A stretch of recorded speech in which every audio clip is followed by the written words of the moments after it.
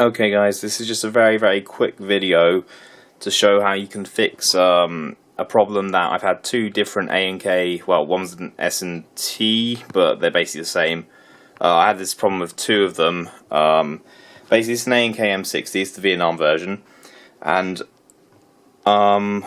basically the magazine is wired up to the gun, so that as the gun's shooting, the gearbox is winding, the magazine winds at the same rate, so that it feeds ammo through, and you don't have to worry about winding. It's a very good system. But over time they seem to develop this problem where the magazine starts winding faster than the gearbox in the gun.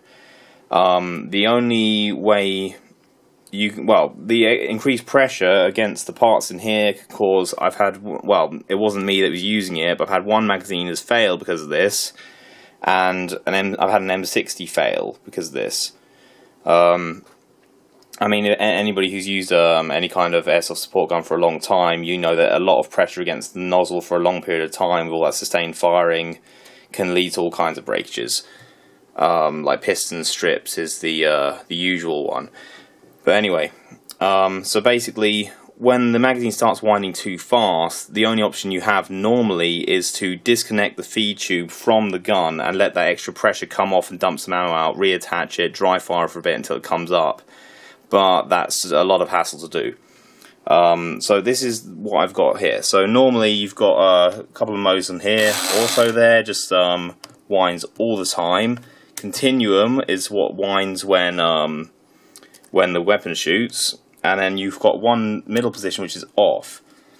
Now what you want to do is have it in off. I've got a battery wired up here. This is just the usual 7.4 volt LiPo, so it's the same as an 8.4 volt NIMH or NiCad.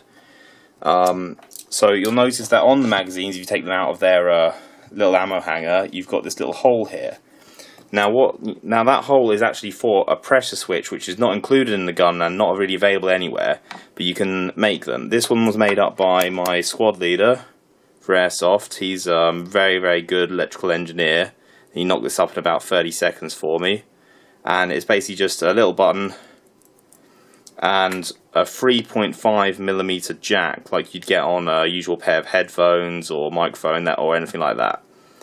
So that goes in there, and then as long as it's wired up to the gun just like you would normally, no need for a second battery. Every time you press the button, it winds. Now the downside of this is obviously that you have to hit the button, but the upside is you don't have to keep taking this off all the time, which is a lot of hassle. And anybody who's used an M249 or anything like that for a long period is probably familiar with having to have push buttons for those magazines, because otherwise they can, well, put too much pressure on here again. I usually see people going the other way of the M249s, wiring up so that it winds while you pull the trigger, but unless you get the ratio very perfect so that the magazine is absolutely not winding too fast, then you can run into all sorts of problems. So for anybody who has this problem, this is actually quite an easy fix, as long as you have somebody to make the switches up for you, or you can make the switches. So just a 3.5mm jack and some kind of button. I mean, you could probably cannibalize a microphone or a pair of old earbuds or something to make this.